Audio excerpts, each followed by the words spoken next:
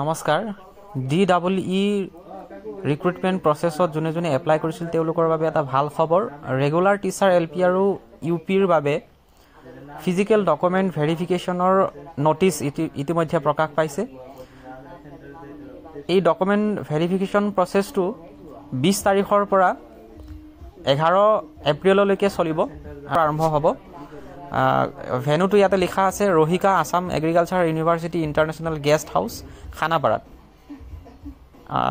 এই physical document verification দুটা ফেজত complete কৰা হ'ব ফাৰ্ষ্ট ফেজৰ লিষ্ট ইতিমধ্যে প্ৰকাশ পাইছে সেকেন্ড ফেজৰ লিষ্ট এই ডেটৰ আগতে আহিব ফাৰ্ষ্ট ফেজ ভেৰিফিকেশ্যনটো হ'ব 20 মাৰ্চৰ পৰা 29 মাৰ্চ 2025 লৈকে আৰু সেকেন্ড ফেজ ডকুমেণ্ট ভেৰিফিকেশ্যন হ'ব 1 এপ্ৰিলৰ পৰা 11 এপ্ৰিললৈকে সেকেন্ড লিষ্টখন এতিয়ালৈকে ওলোৱা নাই পৰৱৰ্তী পৰ্যায়ত সেকেন্ড লিষ্টখন ওলাব আপোনালোকে লিষ্টখন যদি নিজেকে ডাউনলোড কৰিব বিচাৰিছে তেনেহলে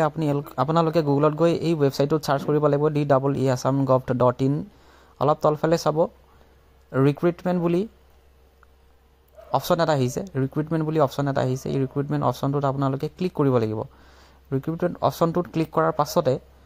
আপোনালোকে তলফালে দেখা পাব notice regarding physical document verification of candidate first phase গতিকে যেহেতু ফাৰ্ষ্ট ফেজৰ লিষ্টখন এতিয়া প্ৰকাশ পাইছে গতিকে ফাৰ্ষ্ট ফেজৰ লিষ্টখন আপোনালোকে ডাউনলোড কৰিব পাৰিব আপোনালোকে ৰাইট সাইডে ৰেড কালাৰৰ অলপ